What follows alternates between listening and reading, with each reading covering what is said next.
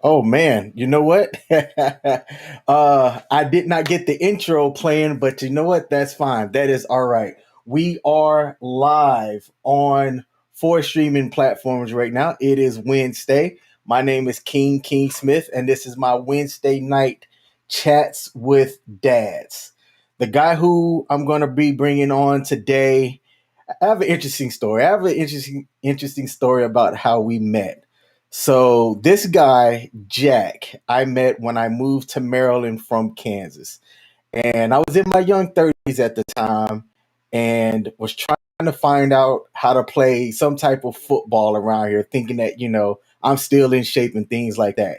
So I did what people tend to do when you're trying to figure out what's to do around your local neighborhood.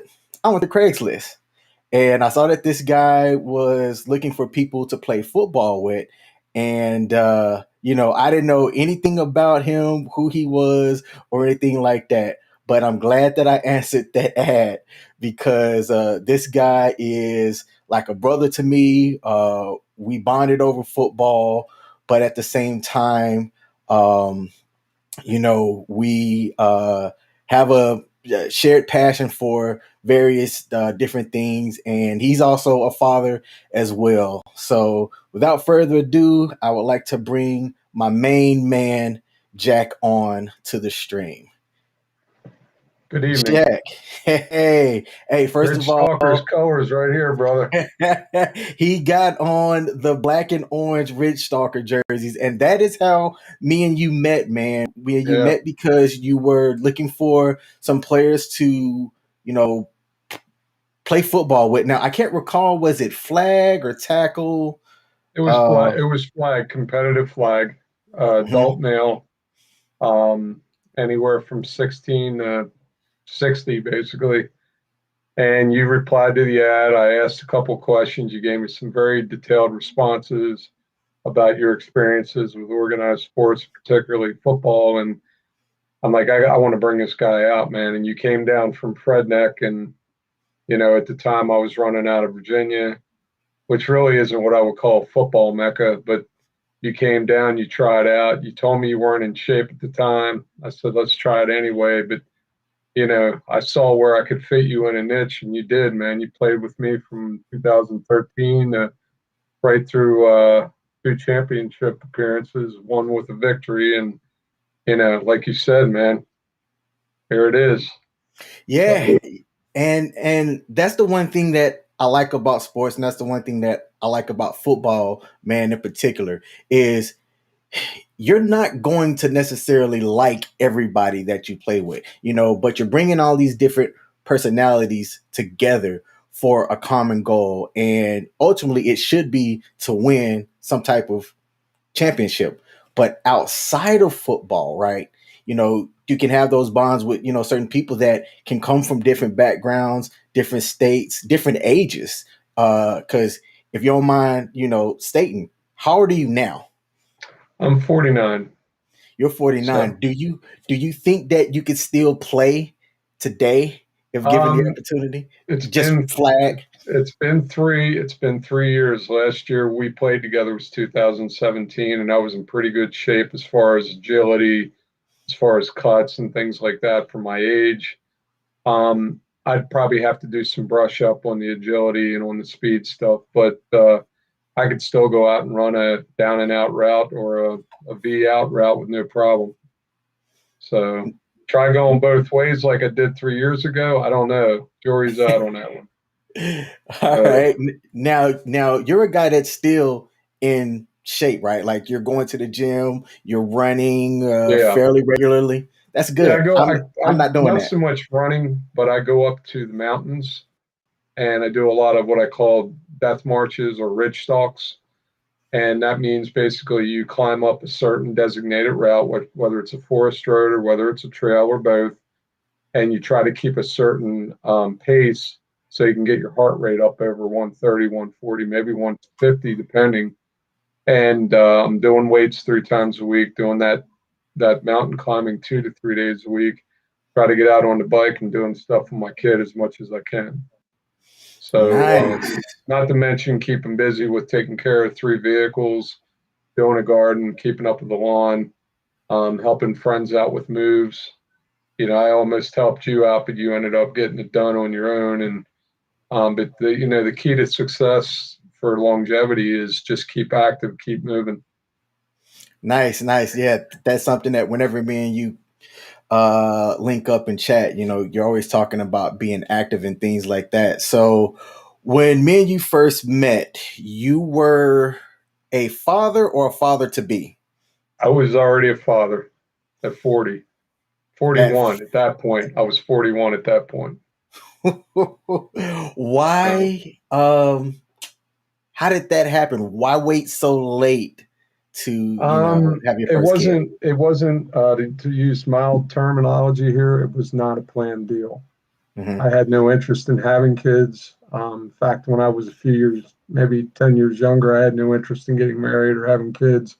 I was very anti status quo, which means I kind of just ran to my own drummer, you know, and, found my wife, did that for a while. And then this kind of came up abruptly. It was definitely a surprise, put it mildly. Okay, So it's kind of okay. like it wasn't like a plan to say at 40, I'm going to see if I can push myself with doing something most guys have already gone through in their 20s or early 30s. So, And your daughter is the only one that you plan on having? yeah, Okay. yeah. Hopefully, I got a little insurance on that one. So, All right. Good deal. Good deal. When it came to her name, was that your idea, your wife's idea, or kind of like a combination of both? well, we couldn't agree. My wife and I do this a lot. It's the German and the Irish. It just, they're great warriors, but they're not good for agreeing on anything. So, um, an interesting blend, I must say. But anyway, we couldn't agree on that. And we literally are in the hospital the night before in Virginia. And, there was no concession, there was no capitulation. And finally I just said, listen, we can't leave this hospital without a name because they got to put a birth certificate and a social security number to her, which in my opinion is just bureaucratic nonsense. But anyway, so we had to have a name according to the hospital staff. So what we did was, I said, listen, how about I just name her after me? Because if she'd have been a boy that, you know what I mean, I would have named her Jack. So and Mhm. she just capitulated to it, and it works. That's a So big word, capitulate. I don't know what that word yeah, means. capitulate means give in, Okay. which is part of being in a relationship. There's times when you got to capitulate. There's times when you can compromise. And then there's times when you just flat out overwhelm somebody with your will, but we try to compromise when we can. Were So, but that you was a capitulation because she didn't want that name as much as maybe I did, and most of it was just out of being in a minute. okay? So, Were you excited about having a girl? Would you? I'll just tell you, my preference was to have a boy. Like I wanted a son. Like I started thinking about all those things and whatnot. And my daughter, probably knows this already, but she knows that I really wanted a boy. Were you okay with having a girl, or were you kind of like, damn? yeah, because you got to remember, man. One, I didn't want to go down this road because I know the work that's involved. I saw it with my parents. I saw it with other people I knew, like my buddies growing up. I saw what their moms and dads were going through with them and their other brothers or sisters. And so that was already a bit of a hurdle for me mentally. But then secondarily, oh my God, like how am I going to pass on some of the Kane stuff, and so you think about the legacy you're going to leave, and it's like, well, it is what it is. I got to work with it. So at some point, you just decide I'm going to plow through this regardless, and you just go day to day to day to day to day, and you string it together. And I've strung, almost a decade together now. So Man, so almost 10, man. That's it. Has time gone by quick for you as far as when it comes to like seeing your kid when she was, just like this size, and now your daughter, because of social media, I can kind of see her Hmm. grow up, and she's in softball, she's running. I know that you take her out to the mountains and things as well. Has time been going slow for you or fast? It's been going a bit of both, more fast because, like I said, when you do the day to day thing, you would say, okay, that wouldn't give you the perception that you're going slow. But the thing is, it's like everything else, 24 hours is like gone because you got responsibilities. You're constantly filling time in with kid stuff, car stuff, house stuff, garden, personal, enjoyment things, relationship fulfillment with your wife, girlfriend. And the next thing you know, you've strung days together. Next thing you know, you've strung weeks and months together. And honestly, man, even my personal life before I was married or had a child was moving. I mean, I look back on the last 15, 20 years, going back to when I was single, and it's hard to believe that I'm already, 49 and I'm looking back and I remember a lot of it, but it's just like, my God, it's like the Bob Seger song, 20 years, where'd they go? 20 years, I don't know. And you just don't. You can't explain the magic of time. Absolutely. I was talking to somebody a little bit earlier today. My daughter's about to start high school, and that's kind of crazy to me, especially when you consider that if things would have happened the way that I wanted them to, she'd be a lot younger because I didn't want to really think about having kids until I was 30.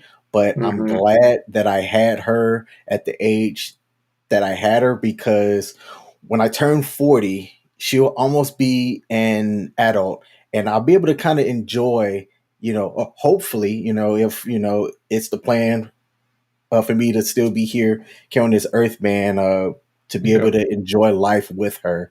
And I'm honestly looking forward to that. Hopefully, she will enjoy spending some time with her dear old dad, if you will. But who knows, man? I don't know if she's going to go to college or really what, that what the future has planned for. I know, and that's But and that's the like I was saying to you about part of me not being status quo with a lot of things. I saw things through the adult person's view when I was younger. When I mm, was, say, a kid or was getting into my teens, I'm thinking you have no control over the hard wiring of this child. You can take care of the soft wiring, the programming, if you will, if we want to use today's lingo, but you have no control on what's going to be in there inherently from the day that they pop out until they're 25 years old, and they got those certain instinctual traits to them that you can fight it, you can work with it, it's agreeable, whatever, but you can't necessarily change that. So I was told by a very good friend of mine who's still alive and still in my life, a no nonsense guy. He was a teacher. He grew up in coal country out in Western PA, and he played a lot of football. And we lifted weights together. And he told me, he said, the best advice I can give you is two things: get them into books as early as you can, and try to make sure that you instill as many of the values and ethics and morals and mores that you can into them, because once they get past the age of 3 or 4, you're losing that window. That window is now starting to close because the hardwiring is starting to kick in more. And sure enough, by 5 or 6, she was following right in line with what he had said. So I tried to do the best I could, but time will tell whether those things I instilled in her stick. Much mhm. the same way with you and your child. Absolutely, absolutely. Now, I know the answer to this next question that I'm about to ask you, but for the viewers and other parents out there, you and I have, I think, polar opposites on the use of technology. What's your take on current technology and kids, and how technology is being used with kids now? Specifically with kids, I think it's scary because the problem that's out there is, for one, we don't really know the intent behind the people that program the technology. And, if you watched any sci-fi movies like Terminator or any of those type of movies, you know that there's always a chance that technology takes over or technology corrupts the mind. And I think that's kind of where I was coming from, seeing how video games back when I was a kid in the late 70s and early 80s were kind of not brainwashing, but pulling guys away from, or kids away from going out and playing and using those youthful years to burn off energy and have bonds with their friends. And I mean, my parents saw it, they caught it, and they pretty much said, look, you got to get out and play every so often. You can't be sitting in this house on a beautiful sunny day. And I think back to those conversations or arguments or disagreements, and I'm glad that they did that, because when I think back now, I still got to go out and do a lot of athletics. I got to go out and hang out with my buds. I go to the swimming pool in the summer. Like, if I'd have sat in and let those Sega games or those Atari games take over my life on my days off from school, other than normal responsibilities like uh, chores and homework, I'd have lost so much time and I wouldn't have those same memories. So that, Hmm. I think, going into my situation as a father, be it reluctantly at the beginning, I tried to keep all that stuff in mind, because I thought I want this kid to know how to use her make believe. You know what I mean? I want her to be able to sit down with a couple of toys or a piece of paper and some drawing implements and just let her mind open up. And you know what I'm talking about, because I've seen it with your daughter. Yeah, So, yeah. There's this photo that I'm gonna try to figure out if I can link it at the end. But me and Jack went and had dinner, or I'm sorry, lunch basically, right? And yeah, then while we were sitting down eating, she took out pencil and some paper. I don't know where she got this paper from while we were at the I think restaurant. she either had it or she asked the lady, to the waitress, one of the two. Yeah, and while me and you are talking about life and different things, she's a kid. She's not really interested in what me and you have to talk about. She sat and drew a portrait of the inside of this building, and then she wanted to give it to the server, which I think caught the server completely off guard. And actually it kind of caught me off guard because if I'm being honest, I wasn't paying fully attention to what she was doing. But I also know too, my daughter doesn't like when she's in her creative mode. She doesn't really want people to see how the sausage is made until the finished product is done. So I've learned to just kind of not pay attention to her art and thing until she's ready to show it. Basically, It's she funny because we're all sitting at a table. There's three of us. I'm looking directly across at her, so I have an instant advantage because I mhm. got a direct line of sight, but I can still glance over to the left at you where you were sitting to the left of me. And I had that, and I noticed the paper, and I noticed her drawing, and I just every so often would glance down. I knew exactly what she was doing, because that's the same kind of thing I would have done when I was 6, 7, 8, 9, 10. And I thought it was pretty cool, man. That's what's up. Yeah, But I appreciate. that's the make believe. That's the imagination thing at work. And I think when you look at like adults now that are, I guess maybe my age going back to teenagers right now, we got a serious disconnect between those that can sit down and have a dyadic conversation, which means one on one, mano a mano, versus those that they're constantly their attention span is redirected to a device every couple of seconds or minutes. And I think there had been a study done on one of the radio stations I listened to, and this was from a couple of years ago.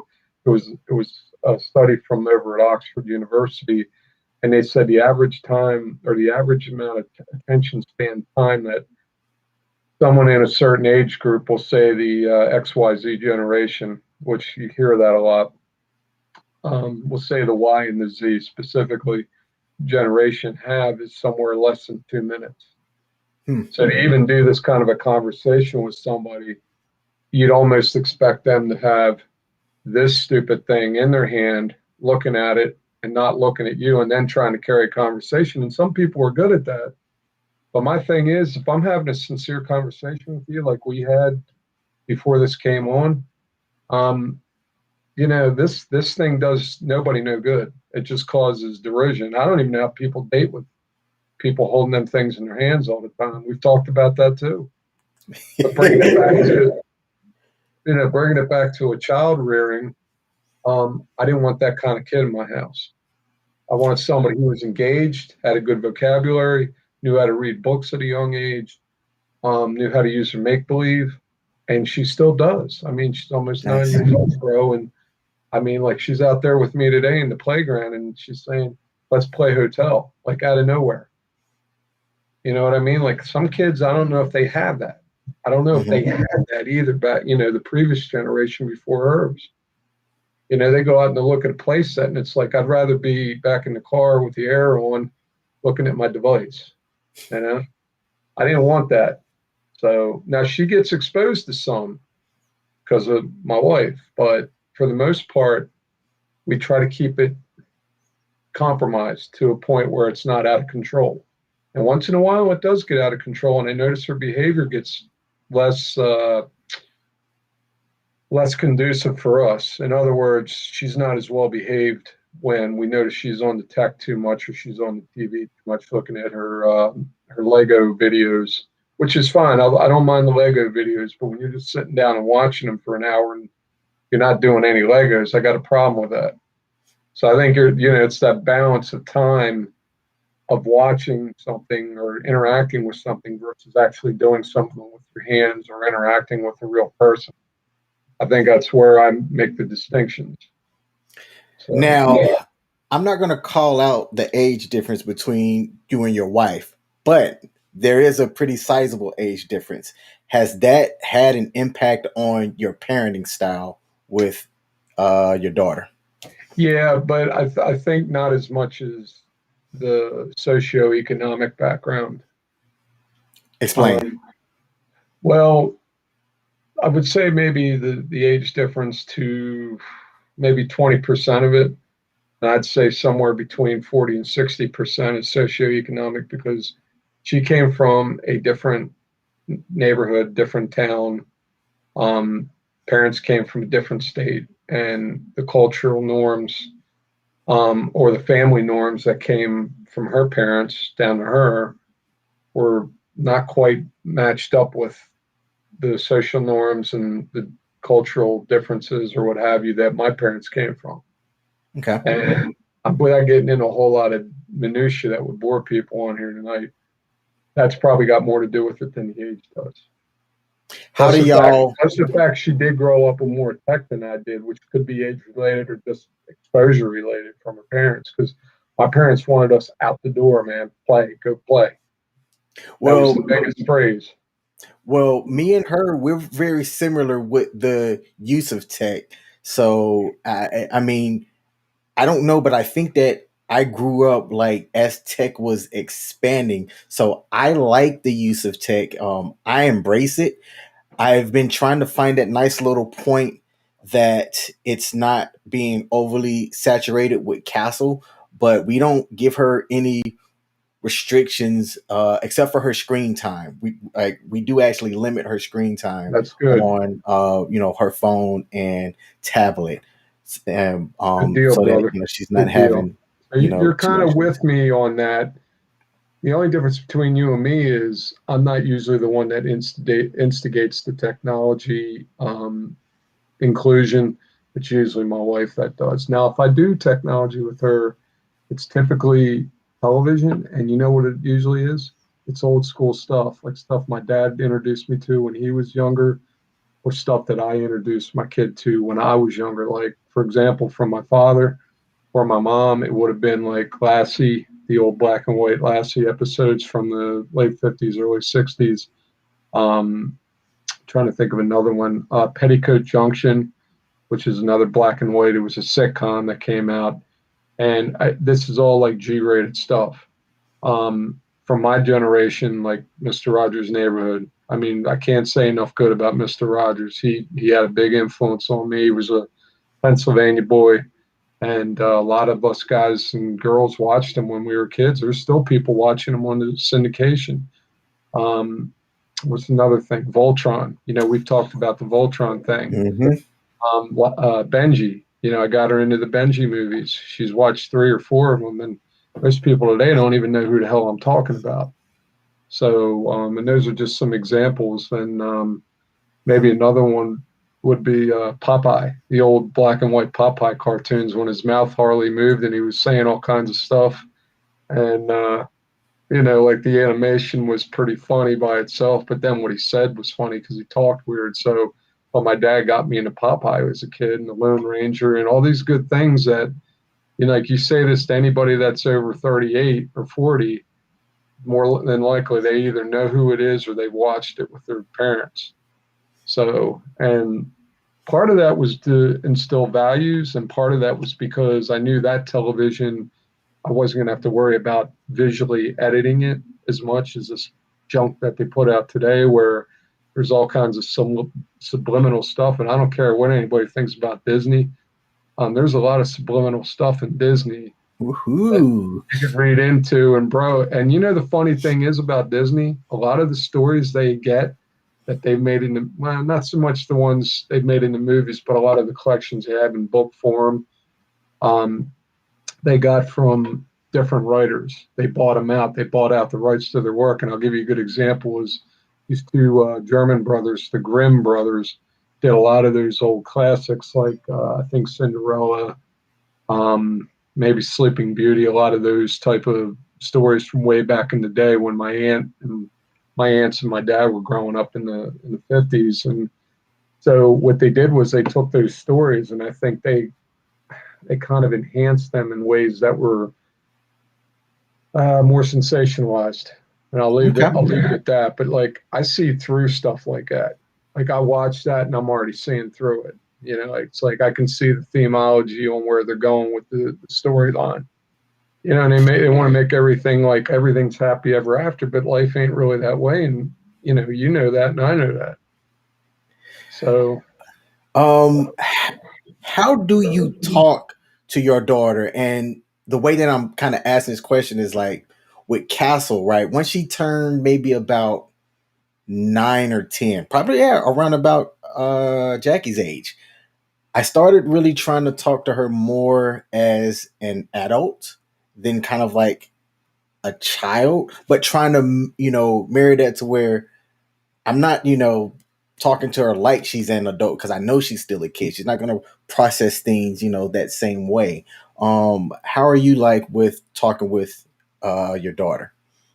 sometimes I'll talk to her quite a bit of the time. I'll talk to her as I've always talked to her on it's kind of like a mismatch of adult conversation mixed with child conversation because when she was younger, it was definitely more child orientated, but there was always some adult in there because I learned from readings that if you talk to a youngin like they're a baby for too long, they're going to keep talking like they're a baby for too long. So that was one thing I tried to auto correct on myself as time went on from like 0 to like 3 years old. As of right now, going back to three, I would say it's more of a mix of adult, like maybe 60% adult to 40% kid talk in terms of simplicity of the topic matter, simplicity of um, the amount of words, and not trying to get too wordy with things. But then there's times where, like, if she's acting up, I'm talking to her like she's an adult, and with the kids, sometimes that doesn't work real good because you immediately draw off of your emotional reactions and you're not thinking as logically when you get up into a situation like that with a child where they're misbehaving or they're just egregiously misbehaving, and that can affect the way the dialogue goes. But I would say it's probably maybe 60% adult to 40% child, sentence structures, either verbally, I guess verbally would be the main way we communicate. So, but I tried to teach her to speak well at an early age. And I mean, she started putting phrases together when she was a year old and, well, words. And then she got into phrases by the time she was a year and a half. Now, when I say phrases like Happy Thanksgiving, Happy Thanksgiving, and you can barely hear her saying it because, she's just saying it real quietly. But, I try to get her to like engage this thing early in life where a lot of kids are just like, they're still learning to talk it too. So that was my goal because I figured if I'm going to be a stay-at-home dad, because I didn't like the job I was working at the time, it was just a stopgap, pay bills. Um, then I want to at least put as much of myself into this new job or this new career, which is raising a kid, raising a little person as I can, because I don't want to put a piece of junk out there on the street someday, as far as like somebody who's going to be disruptive and selfish and doesn't know how to interact with the world properly. So that was kind of the goal. The goal was to try to do it the right way, whatever the right way was. And I modeled some of that after my parents. I modeled some of that after my grandparents, just from years and years of accumulated knowledge of things they'd told me. And then some of it was just me. It was just strictly me figuring it out in the moment. Uh, when COVID happened, man, that was a huge disruption to education as far as like with schools. Yeah. Um, how was that like in your household, and how did you and your wife manage that with your kid and her learning? We tried to have we always had structure before. So when that happened, the structure kind of fell off a little bit. Only because, I mean, we're reeling, everybody's reeling from this. And we're trying to figure out what's going on. How long is this going to go on for? So the structure didn't get put in place right away, which I say right away, like it probably took a week or two before we figured out this is going to go on for a while. Yeah. And when we did put a structure in place, it held up pretty good. Now, it wasn't perfect because I think she was bored at home, like bored as far as sticking with the school stuff, focusing on the school stuff. Plus, the teachers are trying to figure it out. I mean, dude, it wasn't an assembly line by any means. I mean, there was a lot of on the school side, on our side, there was a lot of let's just put it together in a minute, kind of like we've done with our football huddles. You know, sometimes you don't have enough seconds to call a legit play or a legit formation. So you say, all right, just go to our standard formation and everybody run go routes or deep routes or short routes or whatever. You know, that's kind of what this was like. It's like, okay, you do what you can and muddle through it from week to week, day to day. And um, once we got the formatting down a little bit more after, say, like a month, the problem we ran into was she was just getting bored because I don't want to say she wasn't getting challenged enough because that sounds so cliche to me, but she wasn't as interested in the school after about a month or two. Now she was interested enough that she did it and she enjoyed the Zooms and everything they were doing, but by May she was ready for the year to be over. And then this year started, they were on the computer until I think I think they were on the computer until October, and then they went back, and then they were on break, and then there was a spike, and then they kept them home for a while, and then they went back again. I think in March, and so I mean, you know, like I said, it's like that muddle huddle. You know, it's like King. I need you to do it down and out. You know, I need you to do a you know, a button hook. You know, that's kind of what it came down to. It was like it wasn't organized. It was like in the second. So it affected, and I'll tell you another way it affected her was she wasn't as motivated to do stuff because my wife was working from home because of Corona, and she saw my wife working from home, and her job's more sedentary, and she would have the TV on in the background for idle noise, and maybe she would glance up and watch a couple minutes worth of television. Well, when my kid's home for all day, pretty much, and she's already done her schoolwork, she's coming out and saying that. And next thing you know, she wants to watch TV. Next thing you know, she doesn't want to go on the hike. Next thing you know, she doesn't want to go do um, football, which was the only thing she did last year because I ran it, and it was in July, and it was with a small group of kids. There was only 4 or 5 of them. She didn't get to do any of the other sports that normally they would have had. Mm-hmm. And it was tough because she put weight on. She lost motivation, and we had more behavioral issues. So, and that was with 2 parents being home, bro. I don't know how a lot of these people were doing it with no parents home. Yeah. And it had to be tough. There had to be a lot of friction. We had some. Um, what is your stance on Like when your daughter's not behaving in the values and things that you guys are trying to raise her, what's your corrective measures to try to instill those values back and get her to like follow those? Mine as a dad versus my wife, because her and I kind of don't do things exactly the same. We blend it sometimes, but then sometimes I got a different way and wife got a different way, and those are like two parallel systems that don't always operate together. Sometimes they do. It's not well orchestrated at times because like you're learning as a parent, you're learning. So it's a constant growing process, and I don't know if you ever grow through it, but and there's no training book. I'll tell anybody out there that's watching this, if you're crazy enough to go in there without protection, um, all I can tell you is you better start watching a lot of videos like this because you're going to need them. So we, what I would typically do is it would be verbal. It would be like a verbal thing, like, "What are you doing? Why are you doing this? You need to get that in line." Like I'll take simple stuff like washing hands, brushing teeth. She was doing all that before 10. And then all of a sudden, I started noticing either because of the age change, the changes in the mental aptitude and that hard wiring kicking in, she'd start fighting us more on that kind of stuff. And like going out, like, "Hey, Jackie, I'm going to take you out. Let's go up to the mountain." "No, I don't want to go. I want to stay in."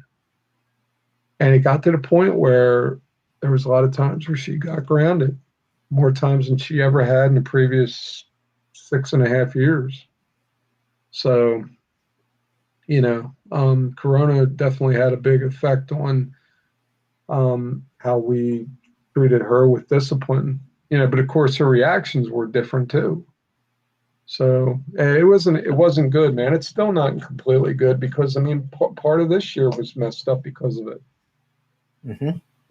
And then you can't believe anything you hear on the radio or the television because it seems like half the time, like Dr. Fauci's saying, "You don't need a mask" a year and a half ago, and now he's telling you, "Oh, you got to double them up." So it's like us as parents, not being medical experts. I'm looking at this guy and I'm thinking he's getting paid 400 grand a year to sit here and just like pontificate. I mean, where can I get a job like that? So, but it was tough. It was tough, and disciplining was tough, and getting her to stay active was tough. I mean, if you were becoming a new parent at that time, God bless you, because that's probably the easiest year of your life because it was a baby and you could be home with your baby. But for those of us that had kids that were old enough to think and disagree with us, I mean, it was tough. So, Think about you growing up and your parents and your dad. How are some things similar in the way that his parenting style was to you, and what are some of the differences between your dad's parenting style and your parenting style to Jackie?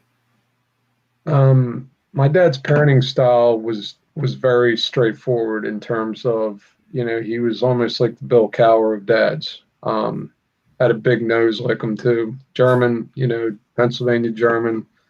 Um, he was the most giving person, the most knowledgeable person that I've ever known in my life, short of maybe a physics professor, but a lot more common sense. I can tell you that.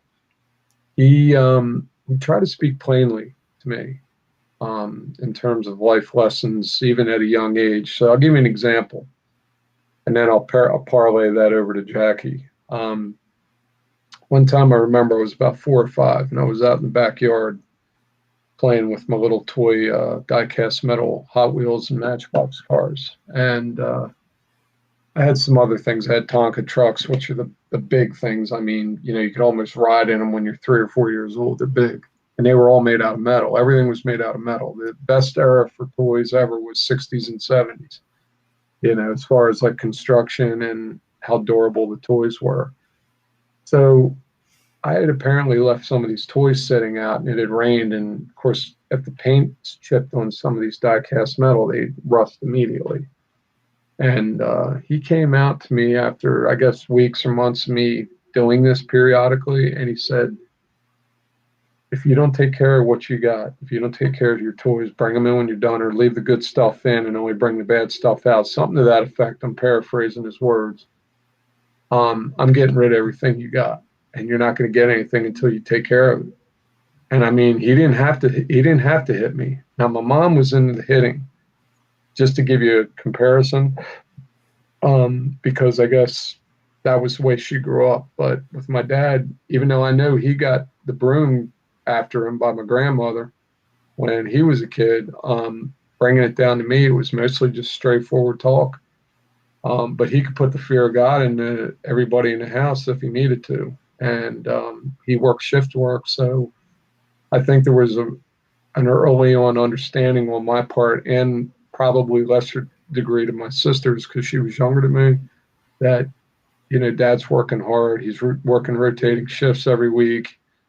You got to try to keep the squelch down or the volume down with causing problems or friction, because we knew the sacrifice he was making. And I don't know how I knew. I guess I just knew because he wasn't home as much as some dads, or most dads typically would be, working a 9 to 5 job. Sometimes he was working 3 to 11, sometimes he was working 11 to 7. And as kids, sometimes we had to spend Christmas, he'd have to go to work at 1:30 in the afternoon. And, I mean, that was the end of our Christmas. And my mom was there, but, so I think at an early age, we understood his sacrifice and we tried to work with him. So, but his word was it, man. Like it's like Cower, Cower to his players. They respected that guy because they understood he played the game. He knew what he was talking about. It was the same thing with my dad. My dad was a kid once. He got raised up and he learned right from wrong, and he tried to give me the insights I needed to get through life. Comparing that to my daughter, I try to do the same thing. I try not to be too much with the hands on the butt, like the hitting stuff. I mean, there is a place for corporal punishment. So for the PC people, wake up and smell the coffee. But for the most part, most of what I've tried to do is taking away privileges. Either future privileges, like we were going to do this next week, like have a picnic, but now we're not going. Or, go to your room for an hour, or go to your room for the rest of the day. Things like that, where it's going to drive the point home quicker than just a slap on the butt would. Whereas when I was growing up, you didn't know what you're going to get, because dad might come in and he might just be in a bad mood and he'll give you, a whack on the back of the butt. I knew my mom was going to do it. So that was probably the biggest difference, was they were more demonstrative. There was more intensity there. As with me, the intensity is there, but it's usually mostly in word, not in deed, as far Okay. as smacking, but I'm not above doing it if I need to. So, Same but here. typically we haven't had to do that. So, and as she's gotten older, it's more let's take away something if we're trying to make a point. So, some parallels to my dad, but some change ups. But he grew up 25 years before me, man. He grew up in a different time. Kids got whacked around all the time by their parents, and not in an abusive way, but it's like that's how their parents learn too. So I don't know Yeah. about your parents, but I had a definite fear of my dad. If he got angry, I was like, back the hell off. My So dad, oh, there's a bit of an echo. Let me see if I can talk a little bit lower. So my dad was one that, let me tell you, I only got whooped by my dad that I can recall once when I was, I think, 15 or 16 years old. And it's so stupid. We laugh about this to this day. So what happened was he had gotten me a desktop, and this was like a desktop computer with the big fat monitors, keyboard, mouse, all wired or whatnot. And he got it for me and my brother for school. But with the way that the computer desk was, the keyboard couldn't sit all the way on where the keyboard like drawer was. So we had to like put it down on the floor whenever we weren't using it. Well, he came home one day, and I think that he was upset about something else. Well, actually, like I know now that he was upset about something else. But at that computer desk, since like my feet was where that, drawer would be, one time I had my shoes off, and I had the shoes like sitting on top of the keyboard. Now, keyboards back in the day were only, I don't know, $6, $7. Like they weren't necessarily that expensive. But he sees this and he goes upstairs and goes to my bedroom and he grabs it was the PlayStation 2 at the time, or the PlayStation 1. I don't remember, but I bought that PlayStation with my own money, and it was a couple of $100 at this point. All right. And he picks it up, holds it, and then he drops it from shoulder length to the ground. And I'm looking at this and I'm like, and I think it was one of the first times like I cussed at my dad. I was like, "What the hell are you doing?" And he was like, "You don't take care of my stuff, I'm not gonna take care of your stuff." And like I bucked up at him because I was like, "Yo, like I've always been like a logical person. So for me, logically, it didn't make sense that you're gonna trip about shoes being on like an $8 keyboard versus picking up and breaking, or potentially breaking, a $300 you know gaming console, right? So I bucked up at him, and like this is me when I was in high school. I was bench pressing 350, squatting 400. Like I was a strong guy. My dad, I'm not afraid to say this publicly, but at that time, I was stronger than my father. So he grabbed me. Like, I didn't want to fight him because, like, that's my dad, but yet I was angry. I was upset. So he goes and gets a belt and he starts whooping me and he's willing into me, right? But, like, he's got my arm and it's hooked. And like, as he's whooping me, I'm trying to show him, like, yo, I'm stronger than you. So I stand there. I don't move, as he's whooping me. It's not affecting me at all whatsoever. And I think part of it was I was just so mad. You know what I'm Yeah. saying? So he gets up because he's tired. He gets done trying to spank me, and he just goes off. And then about, I don't know, 5 minutes later, he comes in and he says something along the effects of, I don't want no more of them men's fitness and men's health books in here, and stop weightlifting. And then he walks off. Now, at the time, we laugh about that here to this day because, like I said, it's one of the only times that I can recall, with the exception of me being younger, and I just don't remember that he spanked me. My mom used to spank me all the time, and her spankings graduated from spankings to yellings. And to be honest, there was a point in time where I had told my brother, I said, "Yo, I'd rather get spanked than to be yelled at," because my mom had this screeching, and I'm like, hey, mom, if you ever listen to this, sometimes I just want to say, shut up. I heard you, shut up, Hey, but I man. couldn't do that. Well, yeah. I mean, you got to toe a certain line, and you don't want to be homeless at 17.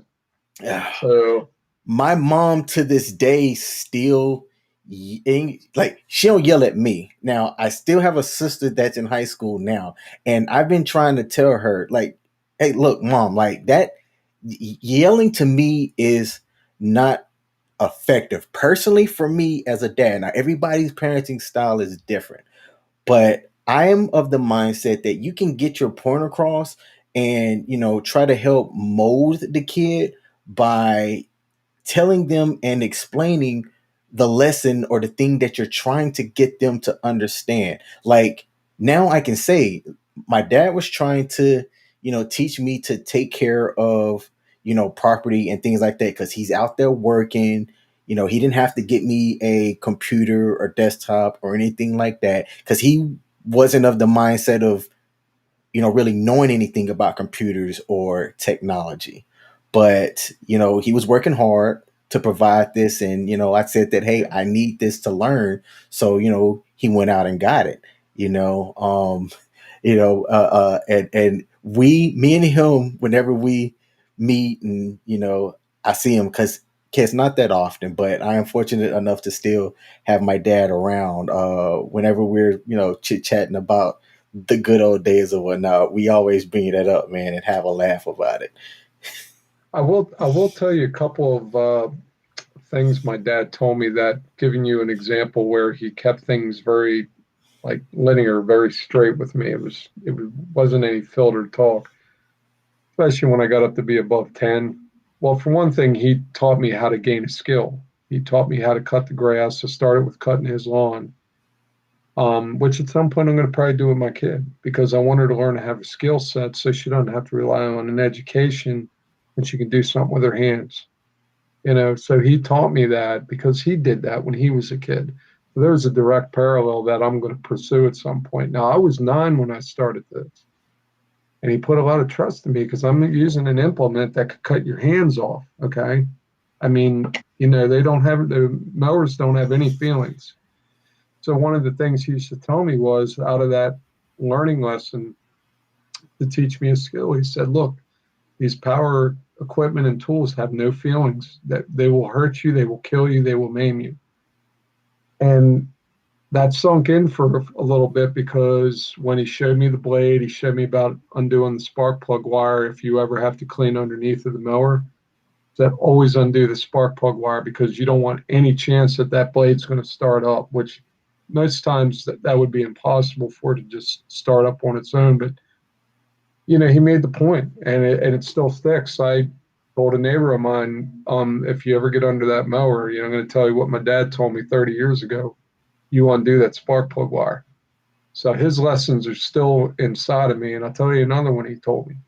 He said, find something you like doing. Now, this was when I was early teens and I was trying to figure out what I wanted to do with my life, because you get that pressure on you, it's societal. He said, find something you like doing, because he said, you're going to spend at least a third of your life preparing and doing that something, whatever it is. And for a period of time in my life, I got to do that something that I really enjoyed, besides playing football, although I didn't get paid for the football, but I definitely enjoyed it. And all the time we put into football. But the other thing was being a ranger. I mean, it was, it played right into what he said. Enjoy what you're doing, because you're going to spend a lot of your life doing it. Don't just pick a job for money. Don't just pick a job for fame. Pick it because you can absorb it into your life and make it a part of you. And the other thing he had taught me was, try to stay single as long as you can. Try to keep your nose clean, so to speak, with doing what you were taught to do. Like, keep it in your pants until you're ready to accept that responsibility. Like I was saying earlier about, guys, if you're not ready, you better start watching videos, because once you take on responsibility of being a husband or a father or both, hopefully in the husband and father order, it's not your own time anymore. And I got that. I stayed single till I was 36. I mean, technically, Jen and I were dating at 31, I think. So I even made it to 31. I feel like I did something, because I got to travel. I got to be me. I got to do things for a little while. And it didn't have to be a specific age, but it was just the idea. I'm like you, I'm a vagabond. I want to see things, and to be tied down like a lot of the guys I knew in their 20s or in their teens because they knocked somebody up, that would have been devastating to me, because my spirit, likes to soar. I like to roam and, and do things and travel and experience like the education of the world, or our very own country. And that his teachings come back to me all the time, like tools, like, even the tools I use. My dad comes through my hands, when I'm working on something, like whether it's doing electrical or whether it's doing mild carpentry. It's like, if you don't have the tools for the job, you're not going to be able to do the job right. Well, he had a ton of tools, and he was a master of many things, and I am not. But I've tried to learn things in my 40s that he knew when he was in his teens. Unfortunately, there was too many lessons left to learn from my father, and he had the respect of all my friends, all my sister's friends, uh, the neighbors. He was a pillar, an unspoken pillar, and I'll be quite frank with you, dude. I would not be who I am as far as my morals and as far as who I am as a dad or a husband. Not that I'm perfect, if it wasn't for his tutelage. So I'll show you a little picture here, real quick, um, just to give you a visual. And this is when he was young. This is after he got out of, he was just finishing boot camp and he was getting ready to ship off to, I think he was going to South Carolina or Georgia for signal training, which is part of what was a above top secret mission back at that time. I won't divulge the name of it because I don't know if it's been disclosed, but this is him and my very proud grandfather, who was an Army Air Corps veteran and in the reserve for dozens of years. But I don't know if that'll show up, but Bring it up just a little bit and then hold it. Yeah, it's yeah, not coming. Okay, it's not yeah, coming it's in the glaring a frame. little bit. I'll see if I can tilt it a little bit. It's probably because it's black and white, so there's a lot of stuff going on there. But my dad is on the one side and my grandfather's on the other. And sorry, the picture quality didn't come up on the screen, but I mean, they did federal service, and not that it was a big plan or anything, but when I figured out I wanted to be a ranger with the Department of Interior, I did federal service. Now, I don't know if I'd be called a war hero or anything, but that wasn't why I went into it. I went into it because I remembered what he told me when I was younger. Find something you want to do. So I was a gun-toting ranger, and I got jokes from him all the time about being Ranger Rick. But that's in a nut. We'll do that in another video. But my point is, male role models, especially fathers, are very important. And that's the one thing I knew I had to be if I was going to raise this kid right. And I think that's the one thing I want to impart to everybody out there. If whether by accident or design, you're going to bring somebody into this world, do the right thing. So at least raise that kid right. So And you actually just stole my thunder because we are coming up on an hour, and that's typically one of the last questions that I asked. But I'm glad that you answered it without me having to ask. what was the question? What's the one thing that you would like to impart to dads or soon to be dads out there? So, There's a lot of things, but that was probably the big one. The secondary thing I would say is try to be in the minute. Try to be in the moment, whatever that moment is, because I'm going to tell you something, man. You can take as many videos and photos as you want, but you're only going to remember so much of it up here, and you're going to have to rely on those videos and photos to actually remember all the stuff you did in your life, including raising your kid. Try to be in the moment. Don't be looking at this stupid thing. Be there with them, playing with them, set an example. Because I mean, we got to live with the products of whatever these parents are putting out, and if the dads aren't being good role models, and I saw a lot of this growing up in my neighborhood, there were no dads present. It was either a grandfather or an uncle at best. And those guys may have not made it through life the way King and I made it. And it is what it is. I saw a lot of it growing up. And, my friends would look at my dad and say, man, you're so lucky to have a dad. And I never really thought about it that way as a kid. But when I got into my teens, I was like, you know what? They're right. I was really lucky to have a dad. And your dad and my dad were both Army guys. And, I mean, that means something too, because they set an example. They serve the country. yep. Well, hey, Jack, thanks for coming on, man. Stick around. I'm going to close out the show here, and we'll chat, man, after this live stream ends. So don't go anywhere. All right. Hey, that was Ranger Jack.